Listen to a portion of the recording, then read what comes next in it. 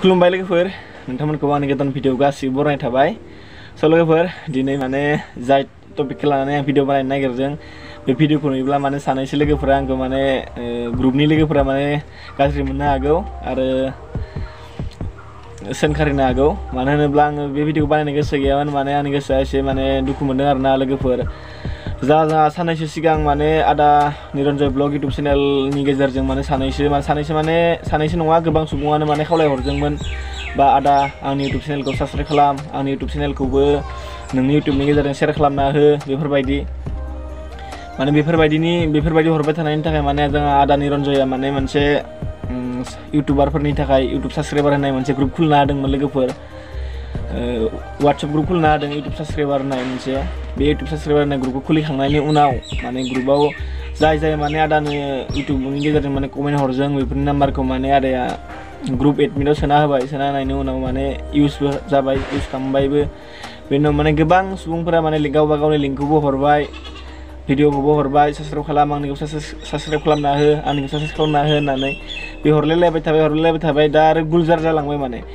बे माने WhatsApp ग्रुपखौ खुलिनाय लोगो लोगो माने बाव SMS नि माबा स्पिडा माने खारख'लायनो हाया जाहैबाय बेनि गेजेरजों आरो गावजों गावनो माने दान्थेलायनाय जावलायनाय जालायलांबाय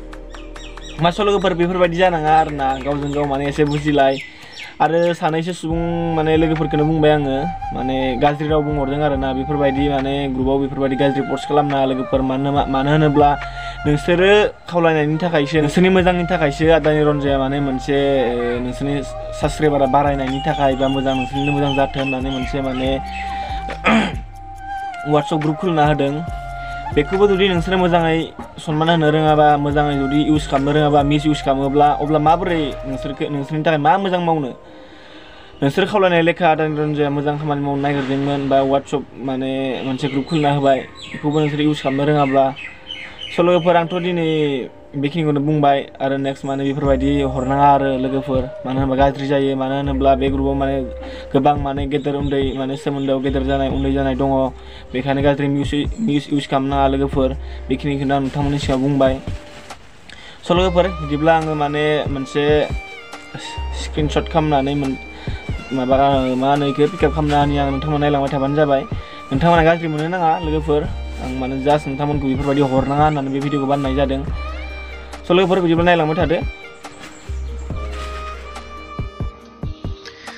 लोगोफोर बिदिब्ला नोंथांमोना नायलांबाय थादो आं माने पिकआप खालामना होनोसै नोंथांमोना गाज्रि दामोन मानो होनोब्ला बेफोरबायदि ग्रुपआव माने शेयार खालामनो नाङा लोगोफोर आं नोंथांमोनखौ गुरै खावलायहरो मानो होनब्ला जोंहा आदा निरन्जया माने मोजांनि थाखायसो नै लोगोफोर नायनानै ला बेनो आरोना नै बेनो यूट्यूब साबस्क्राइबार होननाय मोनसे ग्रुप खुलिना होदोंमोन जोंहा आदा निरन्जया बे ग्रुपआव माने गोबां सुबुङानो माने गावबा गावनि लिंकखौ हरदों आरो गाज्रि बेब'हारबो खालामदों गाज्रि इउस खालामदों बेनि थाखाय माने आदा निरन्जयाबो दुखु मोनदों बेनि गेजेरजों आदा निरन्जया लिरनानै होबावदों जे सरि दे लोगोफोर आंबो बे साननैसोआ सोलाबथाराखै बेखायनो जोंहा बिनानाव मा होनो हिमानियासो सालायगासिनो दं बेफोरबायदि माने गाव सालायाखै होननानै बुंदों बिनानावा सालायगासिनो होनना बुङो माने गाज्रि कमेन्ट हरबाय गाज्रि भइस मेसेन्जार हरबाय बेनि थाखाय बुंदों आदा निरन्जया ओमफ्राय होनदों गोबाव सम होबानो नोंसोरो जानला मोनलासो हरलायनो नागिरो बेखायनो दोनथ'नांगौ जाबाय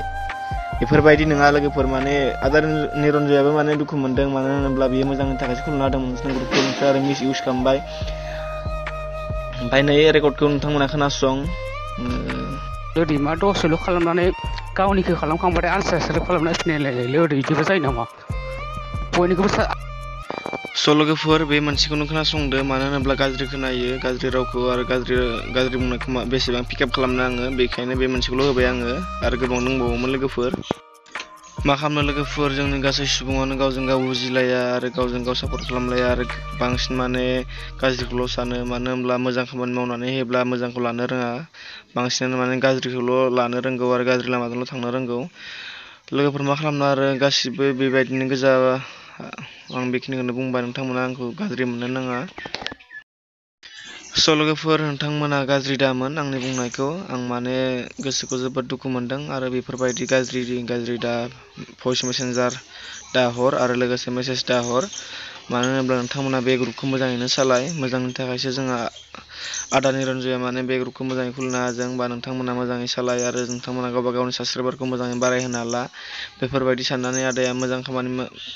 मावनानै होदों। बे मोजां खामानि मावनानै होनायखौबो जुदि जोङो मोजाङै इउज खालामनो रोङाबा, मोजाङै बाहायनो रोङाब्ला, अब्ला जोङो गुबुननि आरो मोजां मा हेफाजाब मोननो हानो लोगोफोर, नोंथांमोना एसे गावबा गावनो बुजिलायदो। लोगोफोर, नोंथांमोना जेरै बुंहरदों आरो जेरै खावलायहरदों बेनि थाखायसो माने नोंथांमोननि मोजां जागोन होननानै मोजां साननानै माने बे ग्रुपखौ खुलिना होनाय जादों। एक्सट्रायै माने इउटुब साबस्क्राइबार होननानै मोनसे वाट्सएप ग्रुप खुलिना होदों लोगोफोर, नोंथांमोना बेखौ मोजाङै बाहायबानो जाबाय। अब्लानो नोंथांमोना माने गावबा गावनि लिंकखौ मोजाङैनो मोजां हर,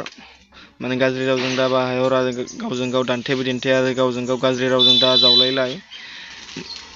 अब्लानो नोंथांमोना गावबा गावनि साबस्क्राइबारखौ मोननो हागोन। मोजाङै बाहायबानो जाबाय लोगोफोर। लोगोफोर, बेखिनिखौनो जोबनायाव आं बुंबाय। नोंथांमोना जुदि आंनि भिडिअ बानायनायखौ गाज्रि मोनदोंब्ला अननानै आंखौ निमाहा होबानो जाबाय। मानो होनोब्ला आं नोंथांमोननि मोजांनि थाखायसो बुंदों। बेफोरबायदि गाज्रि मेसेज दाहर आरो भइस मेसेन्जार दाहर। बेखिनियानोसै आरो लोगोफोर। बिदिब्ला लोगोफोर, दिनैनि भिडिअ बेखिनियानोसै आरो नेक्स्ट भिडिअ थाबैनो लोगो मोनगोन। बाय बाय लोगोफोर, लाभ इउ अल। लोगोफोर, दिनैनि भिडिअआ बेखिनियानोमोन। नोंथांमोना भिडिअखौ एसेब्लाबो मोजां मोनबाय जानांगौ। लोगोफोर, नोंथांमोना बे भिडिअखौ जेसेबां माने इउटुब साबस्क्राइबार ग्रुपआव माने लोगोफोर दङ, गासैनोबो सेयार खालामना होबानो जाबाय। मानो होनोब्ला गासिबो एसे बुजिलायो आरो गावजों गाव एसे माने सापर्ट खालामलायो आरो बेफोरबायदि